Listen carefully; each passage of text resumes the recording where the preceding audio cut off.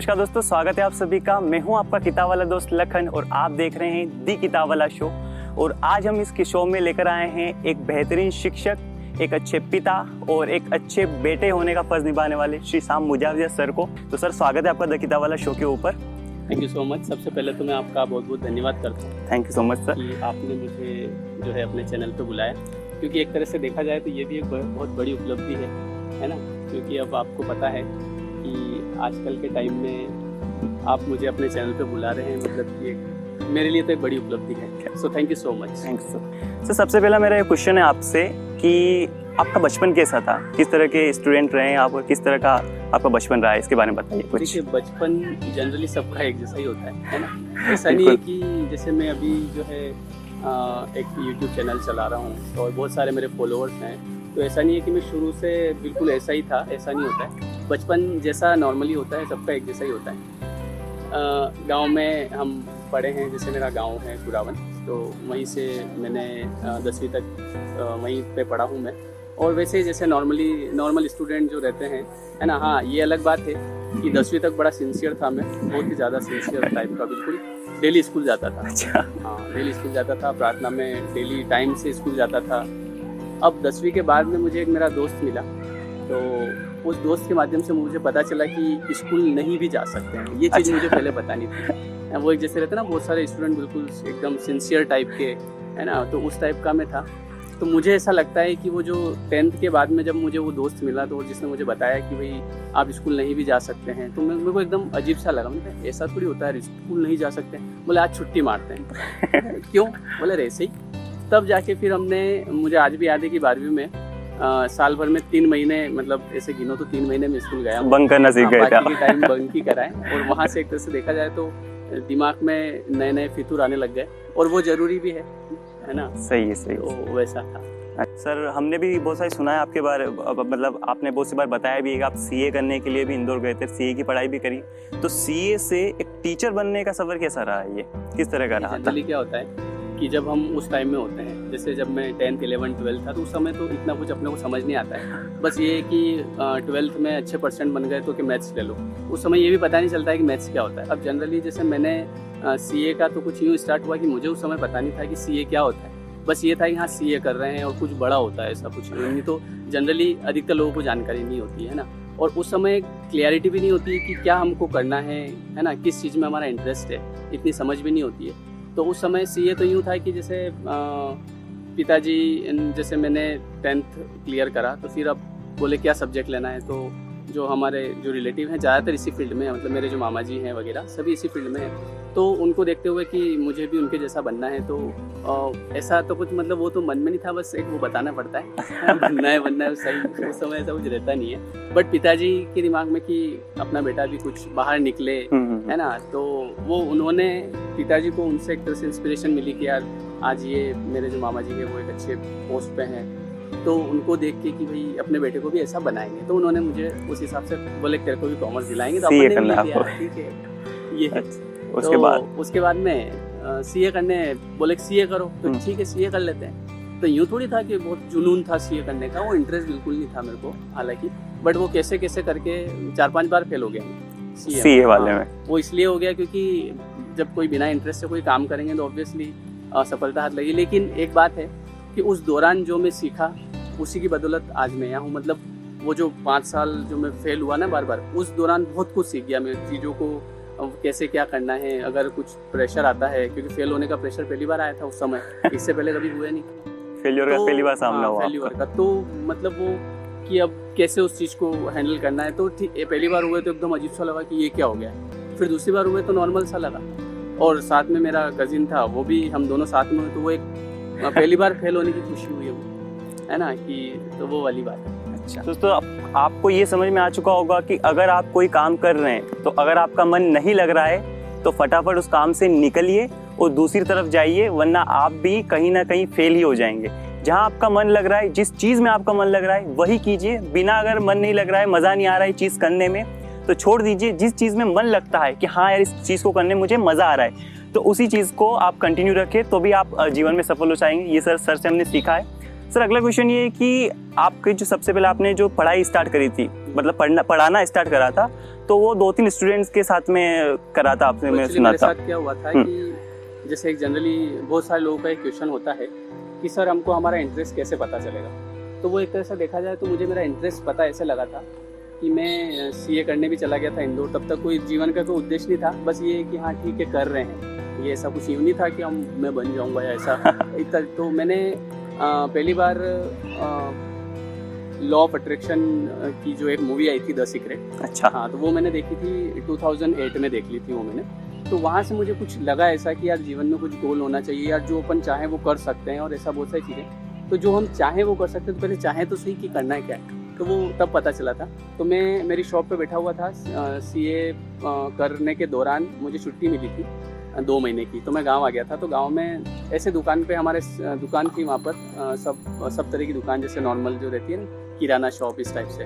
तो वहाँ मैं बैठा हुआ था। तो हमारे जो सर थे जिन्होंने मेरे को पढ़ाया था, वो मेरे पास आए, बोले कि यार क्या कर रहा है। मैंने कहा फ्री हूँ। तो एक काम कर, चल अपने स्कूल में पढ़ा दे।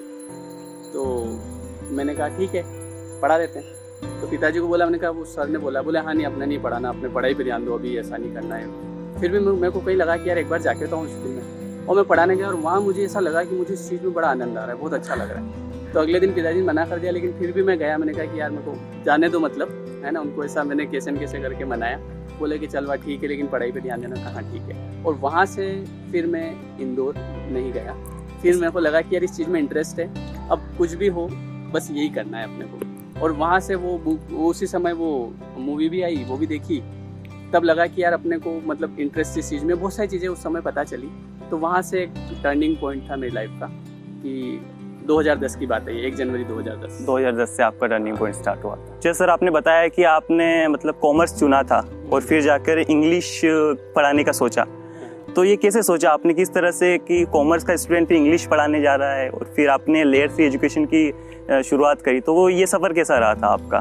देखिए क्या है कि इंग्लिश जब मैं जैसे स्कूल में गया, तो वहाँ पे जब मैंने फर्स्ट टाइम पढ़ाना स्टार्ट किया, तो मैं उससे इंग्लिश ही पढ़ाते हैं। और इंग्लिश मैंने जब बताया ना, जब मैं वहाँ 5 साल फेल हुआ, तो वहाँ हुआ ऐसा कि वैसे तो हम हिंदी मीडियम स्टूडेंट थे, लेकिन वहाँ जाके क्या हुआ कि हम इंग्लिश अच्छी सीख गया, मतलब मैं धीरे धीरे। क्योंकि इंग्लिश मीडियम में होता था हमारा, जैसे सीए जो होता है, जो सीपीटी होता है वो हिंदी मीडियम में भी आप ले सकते हैं, लेकिन आईपीसीसी उस समय शायद इंग्लिश मीडियम में था। अच्छा। और और नहीं भी होता था तो भी क्वेश्चंस जो आते थे वो इंग्लिश के आते थे।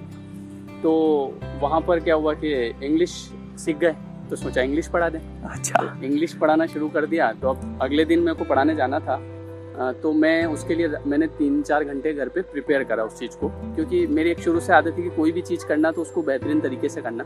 ऐसे नहीं कि जनरली जैसे बहुत सारे लोग होते हैं कि पढ़ाने आना है सुबह, हाँ ठीक है आ जाएंगे, और वहाँ जाके कुछ भी तो वो एक प्लानिंग के हिसाब से होता है, तो उसकी बात अलग होती है। तो मैंने वहाँ पे स्कूल में परफेक्ट वे में पढ़ाया, तो बच्चों ने तारीफ़ करी, सर को भी बोला। तो सर ने बोला कि ठीक है तो इंग्लिश कंटिन्यू करना है यहाँ पे। और उस हिसाब से फिर मैंने खूब मेहनत करी, इंग्लिश को पढ़ा, अच्छे से समझा किस तरीके से उसको हम ईजी वे में कर सकते हैं, और ऐसे करके यहाँ तक पहुँचे। और फिर आपने लेयर 3 की कैसे स्टार्टिंग करी इसका, मंदसौर में आकर? लेयर 3 ऐसा हुआ कि मैं मंदसौर में भी जैसे आया था, तो मैं ऐसे आया था कि घर पे जैसे पिताजी के और मेरे इसी बात पे थोड़ा सा ये मनमुटाव टाइप से हो गया था कि तेरे को पढ़ाना नहीं है तो सीए कर। अच्छा। मैंने कहा नहीं मैं पढ़ाऊँगा। बोले कि फिर तू यहाँ मत रहेगा, है ना, तेरा मन पड़े वो कर, तू यहाँ से जा, तू यहाँ मत, है ना, तेरा मन पड़े ऊपर, मैं कौन मालूम। तो ऐसा हुआ था, तो मैं निकल भी गया वहाँ से उस समय। मैंने कहा ठीक है देखेंगे जो भी होगा। मंदसौर आ गए। अब यहाँ मेरा एक दोस्त था, उसके रूम पे रहा मैं, उसने 2-3 महीने तक किराए के पैसे भी लिए मेरे से, और गाड़ी भी उसकी यूज़ करता था। अच्छा। सब कुछ कोई दिक्कत नहीं थी, बढ़िया। अच्छा, हमारे गाँव का ही दोस्त था। तो फिर क्या हुआ कि यहाँ पे मैंने 11th-12th में इंग्लिश पढ़ाना शुरू करा। तो मुझे ऐसा लगा कि यार ये तो मंदसौर है, मतलब बड़ी सिटी है, और यहाँ के बच्चे तो बड़े एडवांस होंगे, और अपन कैसे पढ़ा पाएंगे। तो उस चक्कर में मैं रात को मैं पहले तो घूमा इधर उधर बहुत जगह काम के लिए, स्कूल में भी गया, लेकिन सबने मना कर दिया।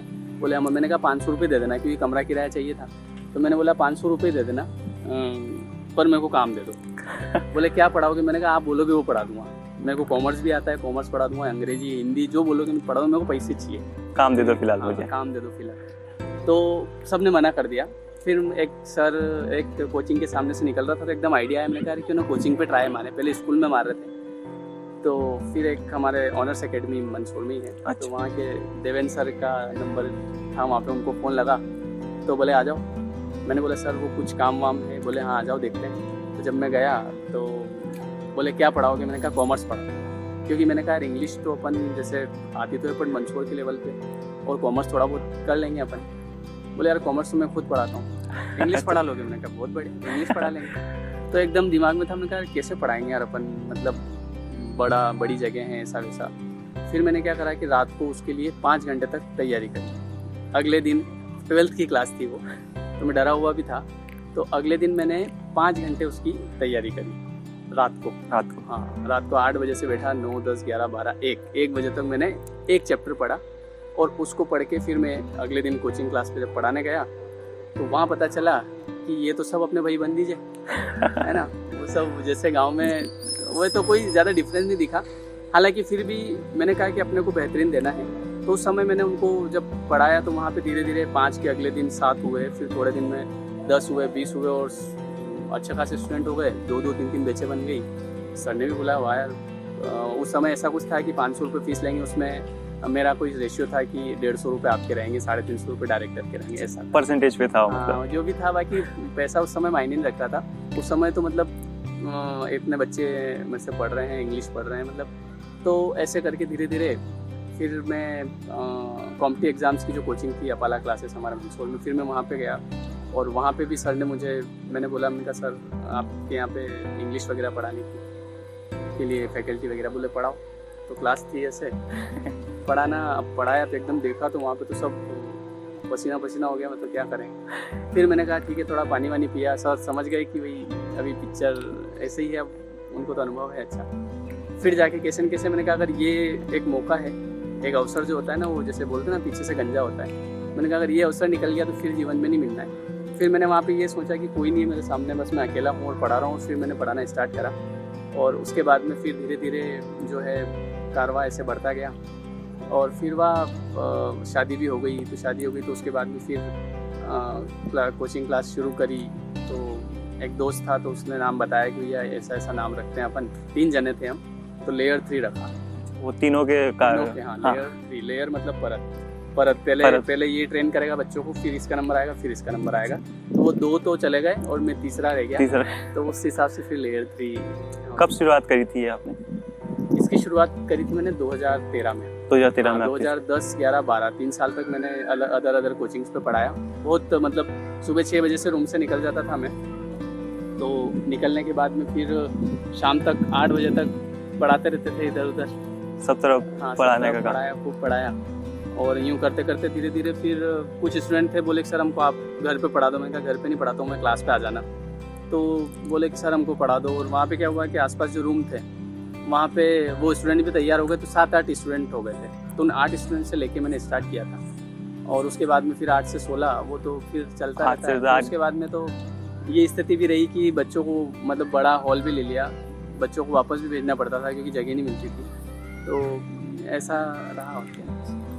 देखा आपने कि 8 स्टूडेंट से 2.5 लाख स्टूडेंट में बदलना एक बहुत बड़ी चुनौती थी, लेकिन उन चुनौती को भी इन्होंने अवसर की तरह तलाशा और आज एक सफल यूट्यूबर की तरह, यूट्यूबर नहीं कह सकते हैं क्योंकि यूट्यूबर तो बहुत सारे हैं, लेकिन यूट्यूब पे शिक्षा देने का काम जो कर रहे हैं वो अद्भुत है।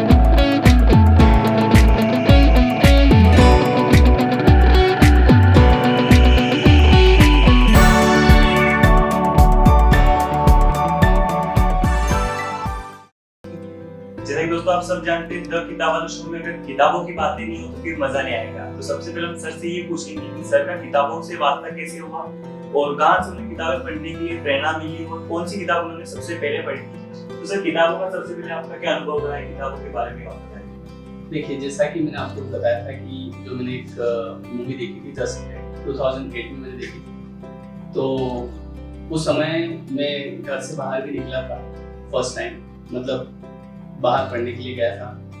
तो वो जब मूवी देखी तो वहाँ से मुझे कुछ लगा, मैंने कहा यार मतलब ऐसा नहीं है कि लाइफ वैसे ही चल रही है जैसे एक नॉर्मली ठीक है चल रहा है, चीज़ों को हम चेंज कर सकते हैं। जैसा कि उस मूवी में बताया गया था कि सारी जो शक्तियाँ होती है वो आपके अंदर होती है, अवचेतन मन की शक्ति, सबकॉन्शियस माइंड के बारे में बताया गया था। तो फिर क्या हुआ कि मैं जब इंदौर जाता था तो रास्ते में जब कहीं ट्रेन रुकती थी, जैसे स्टॉपेज आते थे जहाँ से भी नागदा स्टॉपेज आता था, हमारे उधर से जाते थे हम लोग, उज्जैन आता था, तो वहाँ पे जैसे मैं उतरता था तो शुरू से ये मुझे अब पता चला जैसे, तो जैसे जनरली लोग जैसे समोसे की दुकान की तरफ आते हैं तो ऐसे में किताब की दुकान की तरफ आता है, क्योंकि जनरली उस टाइम पे बुक्स वहीं पे मिलती थी, रेलवे स्टेशन पे या बस स्टेशन पे, हाँ वहाँ जाते थे। तो मैं अगर बस स्टेशन पे भी जैसे कभी जाता था तो मेरा ध्यान बस किताबों पर ढूंढने, किताबों की शॉप कहाँ पे। तो जब मैं ऐसे जैसे जाता था इंदौर वगैरह तो वहाँ पे उतरते ही मैं दौड़ता था किताबों की स्टॉल की तरफ, फिर वहाँ जाता था और देखता था ऐसे किताबों की तरफ, तो अच्छा लगता था। वहाँ पे ऐसी बुक्स होती थी, सोचिए और अमीर बनिए, है ना, और वो पहली बार ऐसी देखी, ऐसा होता होगा कि यार सोचिए और अमीर बनिए। फिर एक मन की था कि यार इतनी बड़ी बुक है तो यार, और बेस्ट सेलिंग बुक वहाँ लिखा था, बेस्ट सेलिंग बुक, तो ऐसा तो नहीं होगा कि मतलब कुछ भी तो लिख देते होंगे और लोग ले जाते होंगे।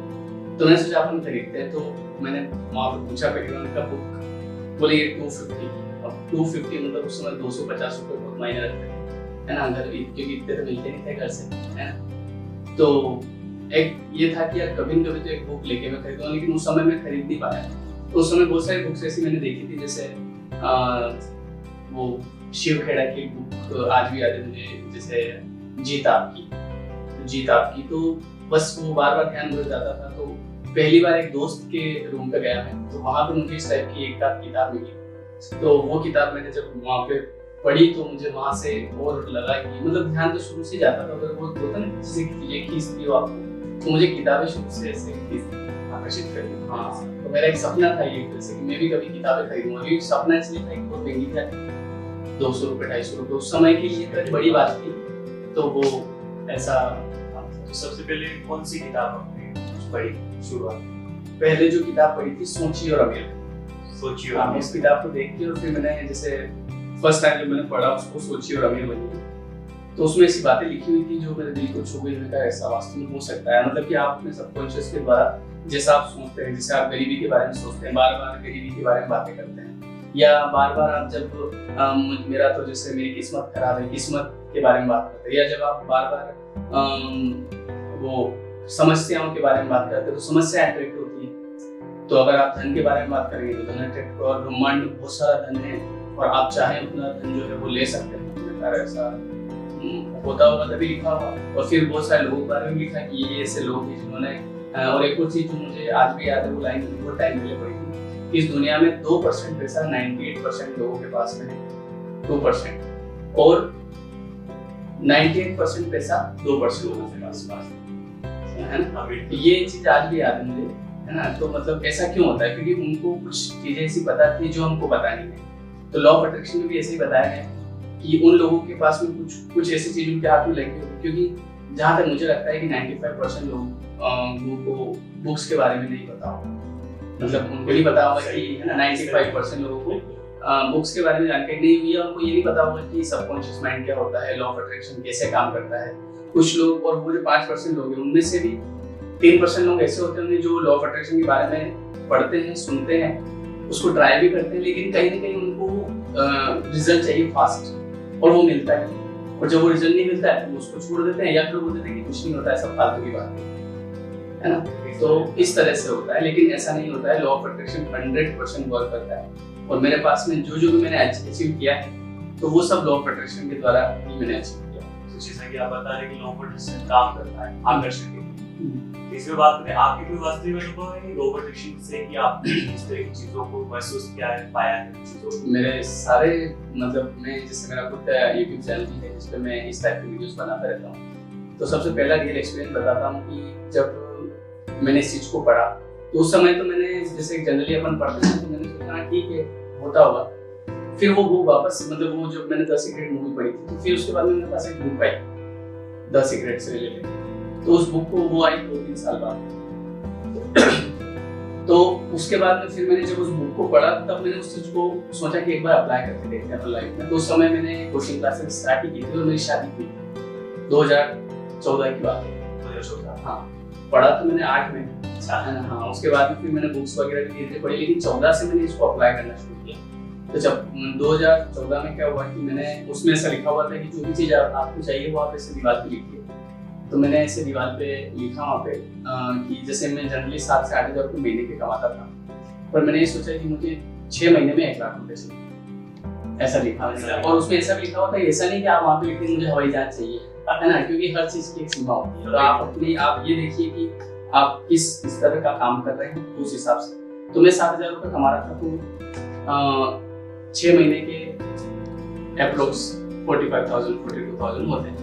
पर मैंने सोचा कि मेरे को 1 लाख रुपए चाहिए। अब वो बोले मैं किसी में 7 कमाऊँ, किसी में 14 है, किसी में ऐसे कर। तो वो जब मैंने वहाँ पे लिखे थे, मेरा सुबह उठता था, मेरे को वहाँ पे लिखते थे 1 लाख रुपए। तो उस पर ध्यान जाता था बार बार। तो उसके लिए अब क्या करें, क्या कुछ नया करें, और कहीं एक आध क्लास और स्टार्ट करें या कहीं और पढ़ाने जाएं। तो बार बार ध्यान उधर जाता है। तो वो फिर मेरी वाइफ ने देखा, बोली ये क्या लिखा हुआ है। मैंने कहा ये लिखा हुआ है 1 लाख रुपए। मैंने कहा उसमें तेरे समझ में नहीं आएगा। बोले नहीं बताओ। मैंने कहा ये 6 महीने में 1 लाख रुपए अपने पास आएंगे। बोले ऐसे लिखने से आते हो, क्योंकि उससे भी उस बारे में जानकारी नहीं थी। तो मैंने कहा हाँ आते हैं। अब मैंने कहा अभी ज़्यादा समझाने से कोई मतलब नहीं। बोले अच्छा। अब मैं अगले दिन पढ़ाने गया, तो जब मैं वापस आके देखता हूँ तो नीचे लिखे हुए 10 लाख, 1 लाख के नीचे 10 लाख। चेंज कर दिए?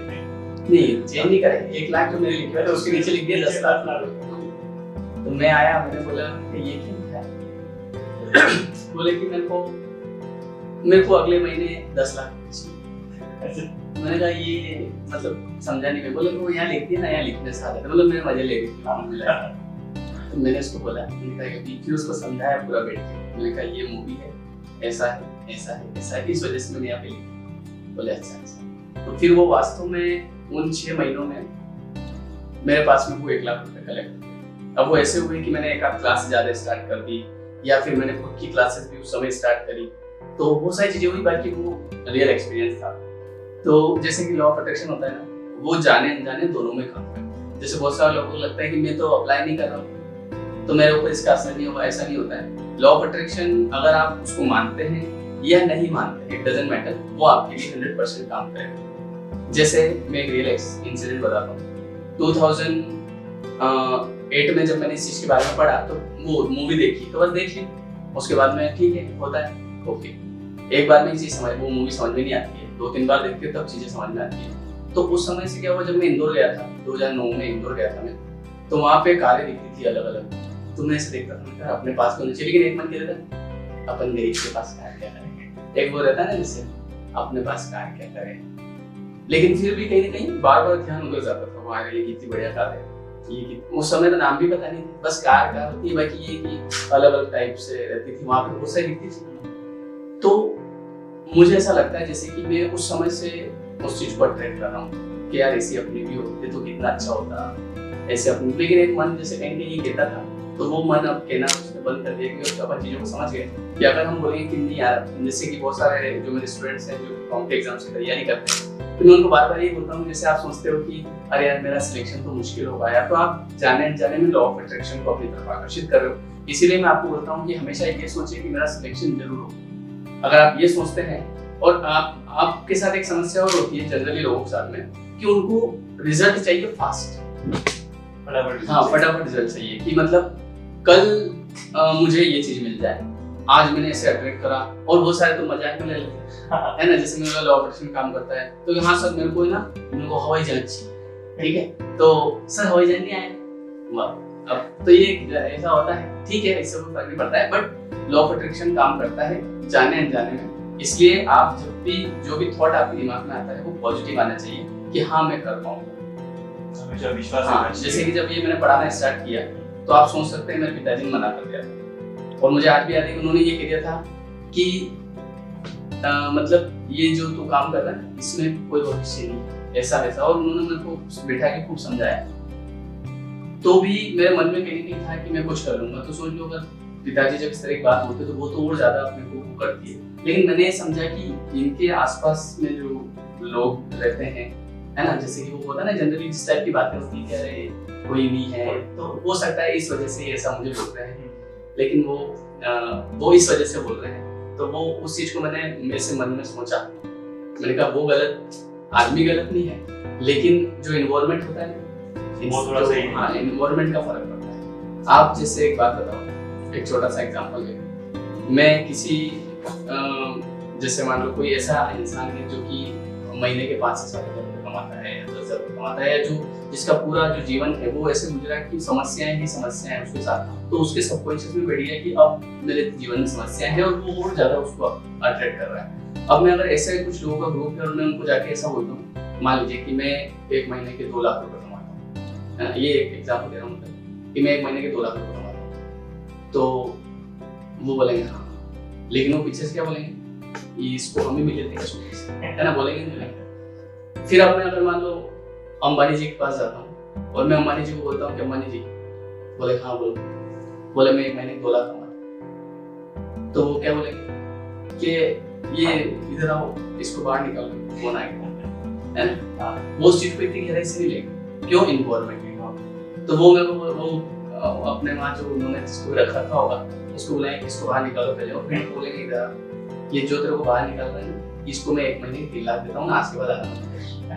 तो ये इन्वॉल्वमेंट का फर्क है, मतलब कि आप जिस इन्वॉल्वमेंट में रहते हैं वैसे आपकी थिंकिंग होगी, वैसा आप सोचेंगे, इसलिए नेगेटिव लोगों से दूर रहें, है ना। ये सलाह है मेरी कि जो इस टाइप के लोग होते हैं, जो आपको लगता है कि इस टाइप की बातें करते हैं, तो ऐसे लोगों से हमेशा दूरी बनाए रखना चाहिए। नेगेटिव लोगों के साथ में रहने से बेहतर है कि आप अकेले में रहें, वो ज्यादा सही रहता है। जैसे कि मैं दिन भर में लोगों से कम ही बातचीत करता हूँ, है ना, मेरे जो फ्रेंड है वो भी ऐसे हैं जो बिल्कुल जो मुझे समझते हैं मैं क्या बोल रहा हूँ, है ना, जैसे लखन है ना, तो ये समझते हैं, क्योंकि इनका जो चैनल है वो भी मैंने देखा है, आप लोग सब्सक्राइब कीजिएगा, उससे अच्छी अच्छी बातें आपको पढ़ने को मिलेगी, है ना। तो जब इनका फोन आया कि सर आपका इंटरव्यू लेना है, तो मैंने पहले इनका जाके चैनल देखा, मैंने कहा क्या किस्सा है, तो एक वीडियो से पता चल जाता है कि आदमी कैसा है ना, वो वैसा होता है, मतलब हम समझ सकते हैं किसी की एक लाइन से कि वो क्या बोल रहा है। जैसे मैंने बोला कि यार मैं क्या करता हूँ, बोले मैं पढ़ाता हूँ, तो सामने वाले नहीं करते क्या, तो मतलब समझ जाओ कि उससे ज्यादा बात करने की जरूरत नहीं है ना, तो वो वैसा होता है। जी, तो जैसा कि आपने देखा है कि आपके आसपास किस तरह के लोग हैं, उन लोगों को ध्यान से देखिए और ये समझिए कि क्या वो आपकी बातों को समझ पा रहे हैं, क्या वो आपको समझ पा रहे हैं, या अगर वो आपसे बोल रहे हैं कि आपसे नहीं हो पाएगा या आपके लायक ये चीजें नहीं है, तो आप सबसे पहले तो उन लोगों से हटिए, उन लोगों से दूर जाइए और अपने खुद का एक ऐसा मतलब रेंज बनाइए, किसी बनाइए ताकि आप सुरक्षित रह सके और उन लोगों को दूर रखिए। तो ये अपने को सीखने को मिलता है इस चीज से। जैसा कि दोस्तों आप सब जानते हैं कि सर जो है आप सर आप 0 से लेकर हीरो तक का जो आपका सफर रहा है, अगर हम ऐसे कहें कि शुरुआत 8 दिनों से स्टार्ट की थी, हम बहुतों से आपने बहुत बच्चों को पढ़ाया है, बहुतों को कुछ अच्छी पोस्ट पर बनाया, लेकिन कहते हैं कि हर एक सफल व्यक्ति के पीछे किसी स्त्री का हाथ होता है।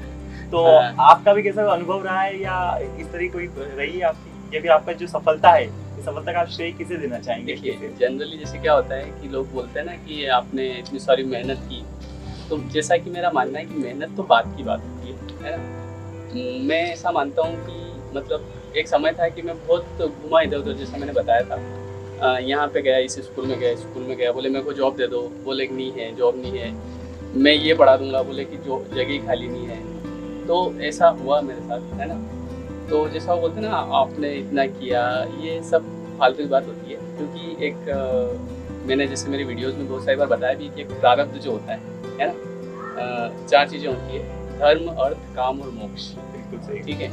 तो एक प्रारब्ध होता है, तो मेरा तो वही मानना है कि जो भी किसी भी व्यक्ति के जो जीवन में होता है, वो जो कहीं भी पहुंचता है, ठीक है, सफल वो ऊंचाइयों पे पहुंचता है, तो उसमें मेहनत तो फिर बात की बात होती है, लेकिन उसमें योगदान होता है प्रारब्ध का। जैसे कि मेरे जीवन में मेरी मम्मी का सबसे ज़्यादा योगदान है ना, मतलब कि उनका जो एक तरह से देखा जाए तो मेरी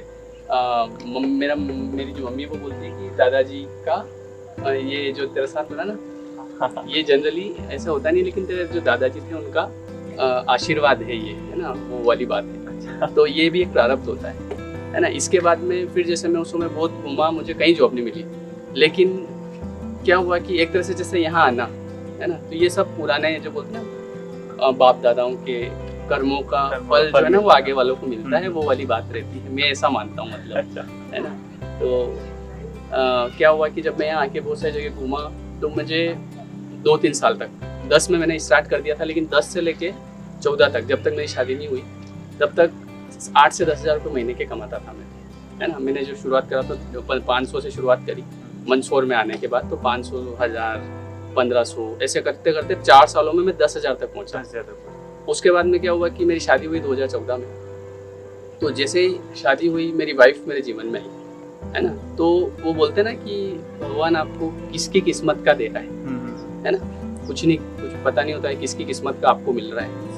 इसलिए हमेशा साथ में रहना चाहिए। जैसे जो दो भाई लड़ते हैं ना, तो जब 2 भाई साथ में होते हैं तब तक सब कुछ बढ़िया रहता है, लेकिन जैसे अलग होते हैं ना, उसके बाद में क्या होता है कि वो वैसे भी बढ़ जाता है। जैसे उसको लगता है कि इसलिए अलग हो रहे हैं ताकि हमारी इनकम बढ़ जाए, लेकिन वास्तव में इनकम बढ़ती नहीं, वो इनकम बढ़ती है, बढ़ जाती है। तो हाँ, ऐसा होता है। तो मेरी वाइफ जब मेरे जीवन में आई तो उसकी किस्मत का मुझे मिलना था। तो ऐसा हुआ कि उसके बाद से, जैसे हमारी शादी हुई उसके 1-2 महीने बाद से स्टूडेंट्स बढ़ना शुरू हुए। तो उस समय मेरी इनकम यूँ समझ लो कि 3 गुना 4 गुना हो गई थी। जो मैं जनरली कमाता था उससे 4 गुना। हाँ, शादी के 2-3 महीने बाद से बच्चे भी खूब आने लग गए। पहले नहीं आते थे, पहले मतलब नॉर्मली चल रहा था, लेकिन उसके बाद से अचानक से बड़ा खूब सारे बच्चे भी आने लग गए और अच्छा चलने लग गया, है ना। तो ऐसा है, मतलब कि वो देखा जाए तो मेरी वाइफ का, है ना, वो एक मतलब भगवान सबके नाम का देता है, वो वाली बात। और उसके बाद में क्या हुआ कि फिर जो एक रियल इंसिडेंट आपको बताता हूँ मैं, कि 2016 में 6 मार्च 2017, तो 17 में मेरी बेटी हुई थी 6 मार्च के दिन। तो मेरी कोचिंग जहाँ पहले थी, जब से शुरू से थी, तो वहीं पे थी। तो क्या हुआ कि जब मेरी बेटी हुई तो उस समय 10 तारीख को मैंने एक बैच लॉन्च करी। आज भी फेसबुक पे उसका एड डाल रखा है मैंने। तो मैंने एक बैच लॉन्च करी कि भैया 10 तारीख से नया बैच है। अब जनरली बच्चे आते थे 40-50 उस रूम में, 40-50 के आसपास बच्चे आते थे। लेकिन क्या हुआ उस समय, मैं खुद देख के उस चीज़ को, मतलब इस चीज़ में मेरी वो और बढ़ गई ज़्यादा, विश्वास और ज़्यादा बढ़ गया। तो वो ऐसे बढ़ा कि 10 तारीख के दिन जो मैंने बैच लॉन्च करी उसमें 80 से 90 बच्चे आए। तो 40 बच्चे, 40-45 तो अंदर बैठ गए, 40 बच्चे और बाहर खड़े। तो ऐसा पहली बार हुआ, क्योंकि जनरली मैं इतने समय से बैच चालू करता हूँ तो वही 40-30 बच्चे, 20 बच्चे, 15 से बैच स्टार्ट होती है। लेकिन इतने बच्चे आए तो मेरी समझ में नहीं आया। मैंने कहा ऐसा तो पहली बार हुआ। तो अचानक से मुझे अगले ही दिन नई जगह कोचिंग लेनी पड़ी। और वहाँ पे फिर जो उन स्टूडेंट्स को मैंने लिया, तो फिर अगले दिन 20-30 बच्चे और नए आए। यूँ करके 100-125 की बैच बनी हुई। तो ये एक रियल इंसिडेंट है मेरे साथ में, कि ये मैं मानता हूँ कि जैसे वो गुड़िया का जन्म हुआ ना, तो उसके बाद से जो है वैसे बहुत सारे और चेंजेस हुए और इतने सारे बच्चे हुए। और फिर वो उसके बाद में फिर मैंने यूट्यूब भी स्टार्ट किया। तो यूट्यूब भी उसी समय से मैंने यूँ स्टार्ट कर दिया था। जैसे जनरली क्या होता है कि मेरे पास इतनी भीड़ थी, मुझे जगह नहीं मिलती थी। सुबह 8 बजे क्लास पे जाता था, रात को 10-11 बजे घर आता था मैं, और दिन भर क्लासेस चलती थी। दिन में 6-6 घंटे क्लासेस पढ़ाता था मैं। तो ऐसे समय में कोई भी आदमी दूसरा काम करना पसंद नहीं करेगा। लेकिन क्या बताए, भगवान ने कुछ बुद्धि दी होगी मुझे कि भाई तू जो है यूट्यूब का भी शुरू करो। तो मैंने उस समय यूट्यूब के बारे में देखा। तो जनरली जैसे ऐसा होता है ना कि हमारे पास इतने स्टूडेंट हैं, उस समय 500-600 बच्चे थे। तो कोई दूसरा काम करेगा क्या? वो बोलेगा कि अपने पास तो खूब स्टूडेंट है, अपन क्यों यूट्यूब करें, यूट्यूब में क्या मतलब है। और उस समय यूट्यूब में कुछ नहीं मिलता था। फिर भी मैंने शुरू करा, वीडियो डालना शुरू करे। मैं उस क्लास के अदरवाइज टाइम निकाल के, और उस समय वीडियो बनाना और महंगा पड़ता था। अभी तो ईजी काम है, मैं जाता हूँ लेके बैठता हूँ, वीडियो बन गया। लेकिन उस समय क्या था कि पूरा स्क्रिप्ट तैयार करना, टाइप करना और बहुत सारी चीज़ें थी। पुराना सॉफ्टवेयर नहीं होते थे उस समय, इतने ज़्यादा थे भी सही तो हमको जानकारी नहीं थी। तो भी मैं 1-8 घंटा निकाल के यूट्यूब पे डेली वीडियो अपलोड करता और 2-3 साल तक मैंने वीडियो अपलोड करे, लेकिन रेवेन्यू जनरेट नहीं हुआ। और 3 साल बाद से फिर मतलब लोग जुड़ने लगे और फिर ऑनलाइन क्लासेस हमने स्टार्ट करी। तो ऑनलाइन क्लासेस में खूब सारे बच्चे जुड़े और अभी बढ़िया चल रहा है उधर। इसके अलावा और भी अलग अलग प्लेटफॉर्म पे मैं पढ़ाता हूँ। तो ये सब एक तरह से देखा जाए तो सब प्रारब्ध है ना। हाँ, मेहनत तो बात की बात होती है। जैसे अब मेहनत तो अब अपन चलो कर रहे हैं। जैसे वो होता है ना कि एक जो ट्रेन होती है, अब ट्रेन मान लो सुपर फास्ट है वो बिल्कुल, लेकिन उसको जब तक पटरी नहीं मिलेगी तब तक वो कैसे भाग नहीं सकती है ना। वो खेतों में तो भागेगी नहीं। तो वो वाला ऐसा। जैसा कि दोस्तों आपने देखा कि जो बड़े लोग होते हैं उनकी एक खासियत होती है कि अपनी जो सफलता का श्रेय है वो खुद नहीं लेते हैं जबकि औरों में बांट देते हैं। तो सर जैसे कि आपने स्त्री का तो बताया, आपकी जो महिलाएं जो कि आपकी सफलता में साथ रहे हैं, तो ऐसा नहीं है कि पुरुष भी अपनी अहम भूमिका निभाते हैं उसमें, जैसे आपके पापा है या आपके भाई है, इन्होंने भी बहुत आपका साथ दिया होगा, तो इनके बारे में आपका साथ दिया नहीं होगा, साथ भरपूर साथ दिया है। जब भी भरपूर साथ मेरे मिला जीवन में मतलब मुझे पिताजी से बहुत ज़्यादा प्रेरणा मिली है, मोटिवेशन मिला है। फिर मेरा जो भाई है वो हमेशा मेरे साथ में है। मेरी हर जो प्रॉब्लम्स होती है तो उसका देखा जाए तो सॉल्यूशन एक तरह से वही है। अभी तक मुझे यहाँ तक पहुँचाने में कहीं ना कहीं बहुत सारी चीज़ें हैं। तो जैसे अब मेरे पिताजी हैं तो वो शुरू से उन्होंने मुझे हमेशा मोटिवेट रखा। किसी भी चीज़ को करने के लिए उन्होंने मतलब इस तरीके से मना नहीं किया, है ना। ठीक है, वो एक जैसे कहीं उनको लगता है तो वो करते हैं, लेकिन जो उनको जैसे वो कि हाँ ठीक है अच्छी चीज़ है तो। और हमेशा मेन चीज़ ये होती है कि कुछ भी काम जैसे मुझे स्टार्ट करना है तो जब मैं उनसे पूछता हूँ तो हाँ ठीक है देख लेना, तेरे हिसाब से कर लेना। तो और उनका जो है प्रेम हमेशा बना रहा मेरे लिए, है ना। और वो मुझे बहुत ज़्यादा प्रेम करते हैं। जैसे वो होता है ना कि एक नारियल पिता जो होता है नारियल की तरह होता है, हाँ ऊपर से कठोर होता है और अंदर से कोमल होता है। तो वो वाली बात होती है, सबके पिताजी के साथ यही होता है कि वो ऊपर से उनको कठोर रहना पड़ता है, क्योंकि वो यही हर पिता ये चाहता है कि मेरा जो बेटा है वो जीवन में खूब तरक्की करे। तो उसके लिए एक जैसे को माँ होती है तो कि हाँ ठीक है रहने तो मेरे जैसे बाहर जाता था मैं पहले, तो मेरे पिताजी मुझे कि सुबह निकलो भाई, और मम्मी बोलती है हाँ रहने दो कल चल जाएगा। तो वो एक वो होता है ना, तो उन्होंने मतलब एक तरह से वो हमेशा मुझे आगे बढ़ने में खूब मुझे उनसे प्रेरणा मिली है और मेरा बहुत उन्होंने सहयोग किया है। और इस वीडियो के माध्यम से मैं उनको बहुत ज़्यादा थैंक यू, कि जनरली हम सामने तो ऐसे बोल नहीं पाते हैं, है ना, एक वो रहता है। तो इस वीडियो के माध्यम से मैं उनका जो है अब मैं धन्यवाद तो क्या करूं, क्योंकि तो एक बेटा हूं, लेकिन एक जो मेरी भावनाएं हैं वो आप समझ सकते हैं कि मैं भी आपसे बहुत प्रेम करता हूं और हमेशा आपने मुझे बहुत सहयोग किया है हर जगह। सो और आज मैं अगर यहाँ हूँ तो उन्हीं की बदौलत हूँ, ये मतलब ये मान के चलो आप। जैसा कि दोस्तों आपने देखा है कि हर आपकी जो सफलताएं हैं उन सफलताओं का हर एक कहीं ना कहीं से श्रेय आपके माता और पिता को भी मिलता ही है, या वो भी आपकी बहुत कोशिश करते हैं कि आपका जो उनका जो बेटा है वो एक सफल हो जाए या कहीं ना कहीं एक अच्छे आयाम पर पहुंचे। और दोस्तों आज की जो इस इंटरव्यू को मैं विराम यहीं पर देता हूँ, लेकिन सर से एक छोटा सा आखिरी क्वेश्चन पूछता हूँ। ये क्वेश्चन है आपके लिए सर, एक छोटा सा क्वेश्चन हो रहा है आपसे कि ये जो हमारे जो यूथ देख रहे हैं इस वीडियो को, इन यूथ के लिए क्या एक मैसेज दे सकते हो आपकी आगे लाइफ में क्या करें या किस तरह से अपना जीवन बिताए, तो इनके लिए क्या मैसेज देना चाहेंगे आप? देखिए जनरली क्या होता है कि जैसे मान लीजिए मैं हूँ, ठीक है, अब मैंने अब होता क्या है जैसे हम 11th-12th में होते हैं या उससे जैसे ही बाहर निकलते हैं, हम जैसे फर्स्ट ईयर की तरफ जाते हैं, तो जैसा कि मुझे लगता है कि 99% जो स्टूडेंट होते हैं उनका कोई ऐसा कोई गोल नहीं होता है कि मुझे बड़ा होकर ये बनना है। बस एक ये होता है कि मैं बड़ा होकर डॉक्टर बनूंगा एंड दैट्स ऑल, मैं बड़ा होकर इंजीनियर बन जाऊंगा। लेकिन कोई ऐसा नहीं है कि बहुत ज़्यादा वो उस चीज़ को लेके बहुत डिटरमाइंड होते हैं कि मुझे बनना ही है, ऐसा नहीं होता है। बस हाँ ठीक है 11 जैसे 10th में 99% बने तो कि मैं बस मैथ्स ले लूँगा, क्योंकि उनको ऐसा लगता है कि बस मैथ्स ले लिया मतलब सब कुछ हो गया।